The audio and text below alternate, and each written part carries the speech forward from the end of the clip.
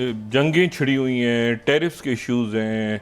तनाज़ात हैं मुख्तलिफ, बाकी कुछ, लेकिन ये जो तारीख़ इन्होंने तीनों रहनुमाओं के दरमियान तय हुई है, बता रहे सफारती हल्के भी जानते हैं, तो उससे पहले पहले बहुत सारे मामलात को तय करना है। और ख़ास तौर पे क्योंकि वहाँ पे कोई बदमज़गी ऐसी ना हो जिसके ऊपर कोई इख्तलाफात हों किसी भी किस्म के, प्रीमियर शी जिनपिंग और चाइना, एक ध्यान में रखें, चाइना इस तमाम ट्रम्प 1 ट्रम्प 2 टेन्योर में चाइना एक बहुत मजबूत पावर के साथ दुनिया में उभरा है। और चाहे वो रिसर्च पेपर्स हों, चाहे वो टेक्नोलॉजी हो, चाहे वो रेयर अर्थ मिनरल्स हों, चाहे वो यूनिवर्सिटीज़ हों, चाहे वो एग्रीकल्चर हो, चाहे वो स्पेस प्रोग्राम्स हों, मतलब चाइना जो है वो बहुत आगे। और किसी किस्म ये टैरिफ वैरिफ की बातें तो चाइना ने इस पर ना ध्यान दिया, ना उसको सीरियस लिया, और चाइना जो है वो फातेह बन के इस तमाम एक बड़ी विक्ट्री के साथ चाइना जो है वो आगे बढ़ रहा है इस तमाम ट्रेड वॉर और टैरिफ वॉर और फलाना डिमांड। और इस हफ्ते जो है वो यूरोप के साथ भी, यूरोपीय यूनियन की जो हेड हैं वो भी जो चाइना का विज़िट कर रही हैं, वन देन लैन जो है, और वहाँ पर EU चाइना समिट हो रही है और 25वीं समिट है, और काफ़ी अहम उसमें जो लोग हैं वो यूरोप से जा रहे हैं चाइना बात करने। और चाइना ने कहा था कि सवाल ही पैदा नहीं होता कि हम आपको रेयर अर्थ मिनरल्स रोकें या कोई ऐसी बात करें। तो अब आप देखें कि उधर से प्रेसिडेंट, अब स्ट्रेटजी देखें ना, प्रेसिडेंट पुतिन ने नेटो का बुरगस निकाल दिया और चाइना जो है वो EU के ऊपर जाके मनापट्टी कर रहा है उनकी। और कैसा ज़बरदस्त अलायंस बना, आप देखें ना कितना बड़ा अलायंस बना, जिसमें नॉर्थ कोरिया भी है, जिसमें जो है वो नॉर्थ कोरिया के तो बाकायदा ट्रूप्स पहुँचे, और उसमें जो इम्पोर्टेंट यानी ट्रूप्स पहुँचे, और यूरोप ने भी अपनी पूरी कोशिश की। लेकिन मेरा ख्याल है कि वो जो मुल्क हैं इस वक्त यूरोप के, उनको अमेरिका ने धक्का दिया, कुछ उनकी लीडरशिप की गलतियाँ। मतलब मैं इसमें बिल्कुल इस वक्त यूरोप की जो वहाँ पर जो रिफ्यूजी क्राइसिस, तो वो कोई निकल गया, सरकोजी निकल गए जनाब एक मेडल लेके, तो उधर से वो राफेल का सौदा किकबैक्स में ले गए, इधर मूडी अदानी ग्रुप फंसा हुआ है वो, मतलब है कि वो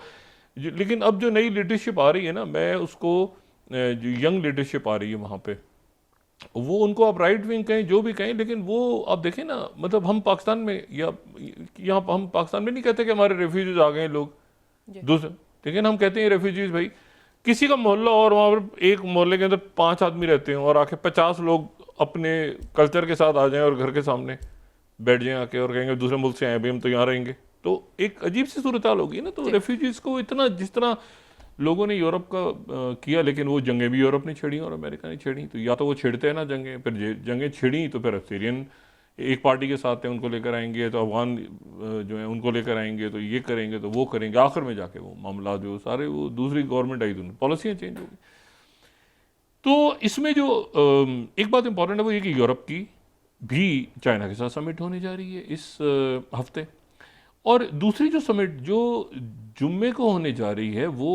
ईरान की होने जा रही है, बातचीत यूरोप के 3 मुल्कों के साथ, यानी जर्मनी, फ्रांस और बरतानिया। ये 2015 की न्यूक्लियर डील से अमेरिका तो निकल गया था, ओबामा ने साइन किया था, अमेरिका निकल गया था बीच में ट्रम्प दौर में, लेकिन ये मुल्क रहे थे। और सेंक्शंस वगैरह लगाने की बात की तो जो ईरान के फॉरेन मिनिस्टर उन्होंने कहा सवाल ही पैदा नहीं होता सेंक्शंस का, और हम तो मुज़ाकरात करेंगे लेकिन सेंक्शंस वगैरह की बातों को आप साइड पे रखें। अच्छा, प्रेसिडेंट ट्रम्प जो है वो इसमें अब उनकी पूरी कोशिश है, वो किसी भी वक्त जो है ये उन्होंने अनाउंस करना है ये गज़ा सीज़ फायर, और इससे पहले अब वो नेतन्याहू बीमार है और ये है, और वो सीरिया के अंदर वो एक फसाद खड़ा करने की कोशिश की थी, लेकिन उस पर अरब ममालिक, तुर्किया, ये सारे, ईरान के सदर पाकिस्तान का दौरा करेंगे अगले चंद दिनों में, ठीक है, ये भी तवक्को है। पाकिस्तान ने, मैंने कहा, एक बड़े ब्लॉक का हिस्सा है जो कि ब्लॉक बिल्कुल एक ठीक डायरेक्शन में जा रहा है। बस दुख इस बात का है कि जो सफारती फिर दो जुमला दोहरा रहा हूँ, जो सफारती महाज पे और अस्करी महाज पे, और सफारती और अस्करी अब अलग अलग नहीं है, ये जहन में रखें, ये सारे सफारती महाज, तिजारती महाज, अस्करी महाज, ये सारे आपस में मिलिट्री डिप्लोमेसी भी है ना, कहीं सॉफ्ट डिप्लोमेसी टैरिफ्स के हवाले से हो रही है, कहीं जो है वो डिफेंस के हवाले से हो रही है, कहीं वो डिफेंस और डिप्लोमेसी आपस में मिली हुई है, स्ट्रेटेजिक ताल्लुकात हैं आपके। तो पाकिस्तान तो आप देखें ना, अफ्रीका की जियो पॉलिटिक्स में पाकिस्तान एक्टिवली अब इन्वॉल्व हो रहा है। लेकिन ये कि ये जो आपका अंदर का स्यापा है ना, जो कि माशी दहशत गर्दों को पकड़े बगैर जब तक आप इनको पकड़ के और इनको प्रॉपर वो सजाएं नहीं देंगे जो कि आप प्रॉपर ब्लैक टेररिस्ट के लिए आपने रखी हुई हैं, या नहीं बल्कि उससे पहले तो पैसा निकलवाएं ना, फिर बाद में जो भी करना है करें, पहले पैसा निकलवाएं। ब्लैक सजा के चक्कर में पैसा निकल जाए, पैसे निकलवाएं इन लोगों से। अच्छा, अब इसमें जो है अच्छा, अमेरिकन इसको फ्लाइंग टाइगर्स को ना, ये बहुत अरसे तक ये LA टाइम्स मेरे सामने पड़ा है, ये 12 तक अगर हम दिखा सकें तो ये बड़ी वर्ल्ड वॉर की हिस्ट्री है और बड़ा इसमें ये LA टाइम्स में उन्होंने फिर ये क्लासिफाई कर दिए थे कि एक्टिव ड्यूटी, पहले वो कहते थे कि नहीं एक्टिव ड्यूटी सोल्जर्स ये नहीं है,